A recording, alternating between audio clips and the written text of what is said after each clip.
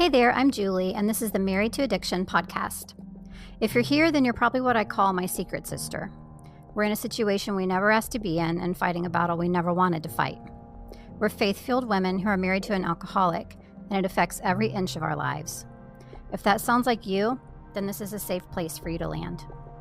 Married to Addiction is a faith-based podcast where I help you find the tools and strength you need to navigate your husband's addiction without losing yourself in the process. So please subscribe and tune in as often as you can, because your husband's recovery is important, but so is yours. Hello, and welcome into episode 129 of the Married to Addiction podcast. Today's episode is called The Version of Your Marriage You're Grieving.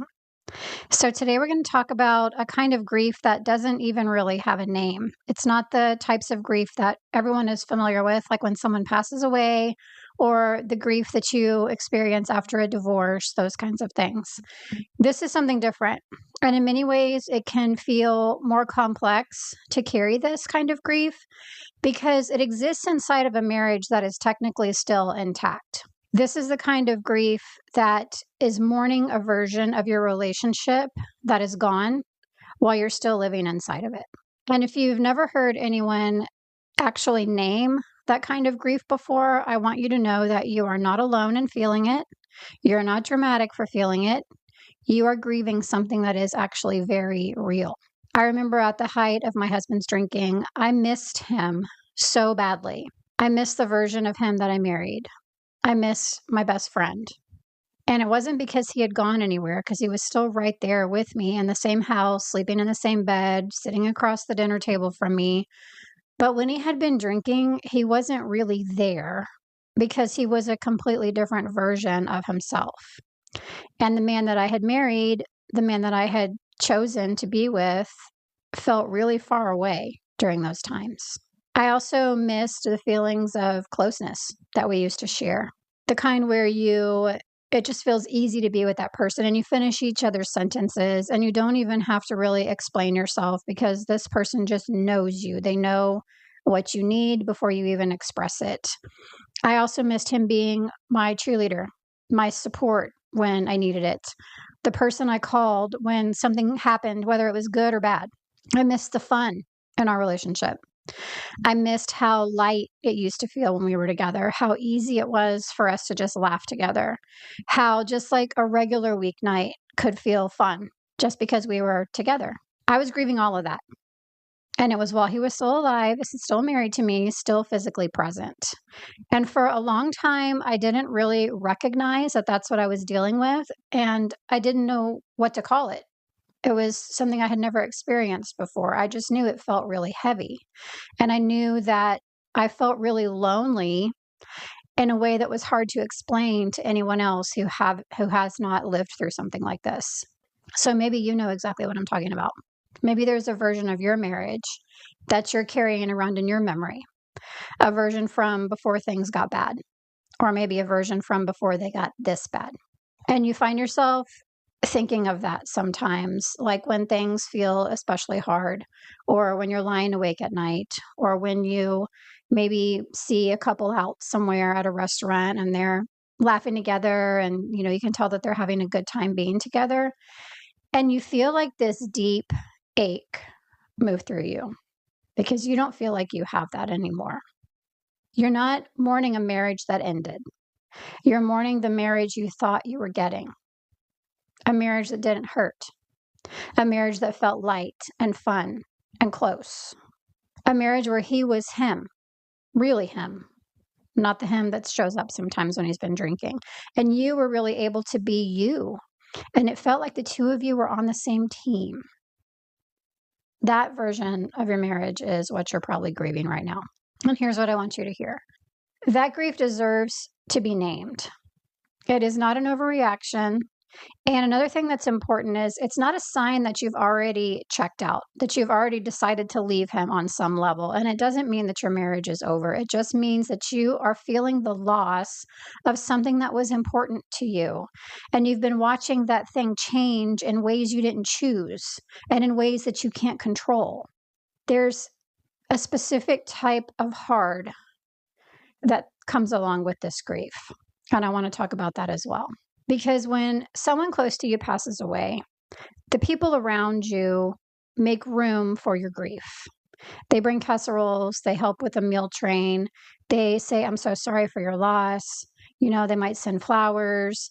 They understand that you are in immense pain and they adjust their expectations of you accordingly. But this grief is not like that because this one is often invisible to other people because you don't feel like you can tell most people what you're mourning, because then you'd have to explain the whole complicated story of your marriage, which probably feels like the last thing you want to do. I know that was definitely the last thing I wanted to do. So instead, you're carrying it quietly. And even though you're grieving, you have to put it away because you still need to function. But sometimes it inevitably ends up spilling out in those private moments because the weight of it is just too much. And sometimes you might feel guilty for feeling that way because your husband's still here. He hasn't passed away. You're not divorced. The marriage isn't over. And maybe some voice in your head sometimes tells you that you're being dramatic or that, feeling that way means that you're giving up or you're catastrophizing, those types of things. But I want you to know that you're not, because grief can be just as real, even if somebody isn't physically lost to you, even if the divorce isn't filed. It doesn't require a formal ending. Grief just requires loss. And you have probably lost something very real, even if you're still existing inside of something that is technically still standing, still together. I also want to say this because I think it really matters. Grieving the marriage you used to have or the marriage you hoped for doesn't necessarily mean that deep down inside you've decided something about your future. It doesn't mean that deep down you've decided to leave. It doesn't mean that you've given up on your marriage or on him. It just means that you're not pretending that what is happening in your marriage isn't painful, or that the cost of it isn't real, or that you haven't felt the loss of something that you deeply loved, because you have. And that type of honesty with yourself and recognizing this for what it is, even though it's really painful, is actually a form of clarity. And clarity, even when it hurts, is always better than pretending that it doesn't. So if you're grieving today, or if something in this episode has resonated with you because you are feeling a lot of these same things, I want you to just let it. I want you to feel it. I don't want you to rush past this. I don't want you to tell yourself you shouldn't feel it, or maybe even that you don't feel it if you do. I don't want you to try to turn this into a to-do list or make you feel like you need to make a decision that you're not ready to make. Just let yourself grieve what you have lost. That closeness, that lightness, that easiness, the version of your husband that you married, the version of your marriage that you thought you were going to have, because you might not be experiencing that right now, but that version was real and it mattered. And the fact that you miss it, even after everything that's happened or everything that's happening, tells me that you're still in this because you're still feeling. And that matters more than you know. So if this type of grief has been living in you, weighing on you quietly, I want you to know that I built the Secret Sister Circle for exactly these types of feelings. So it's a place where this kind of loss is understood without explanation. In fact, we even have a lesson and worksheet about grief specifically called Experiencing Grief.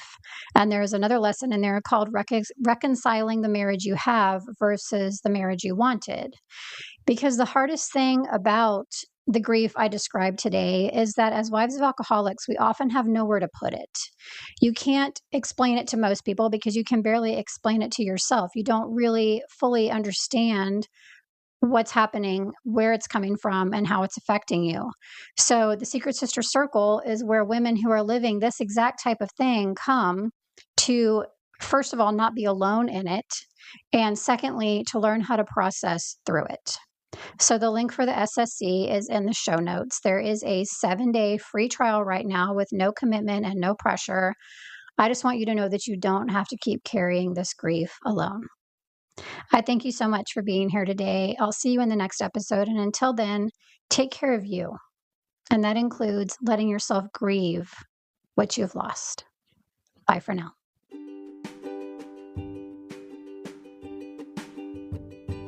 Hey, one more quick thing before I let you go today. Do you follow Married to Addiction on either Instagram or Facebook, or both? If not, I would love to have you join me over there. It's a great place to stay connected with everything that's happening with Married to Addiction. I post updates about my podcast episodes, of course. I post about my freebies. I post about my programs. I post encouragement in the way of Bible verses and things like that. I also post just like some helpful little teaching nuggets sometimes too. So I really think that you would get a lot of value out of that as the wife of an alcoholic, and I would love to have you join me on either Facebook or Instagram, or both. You can find me at facebook.com/married to addiction, or just at married to addiction on Instagram. I hope to see you there.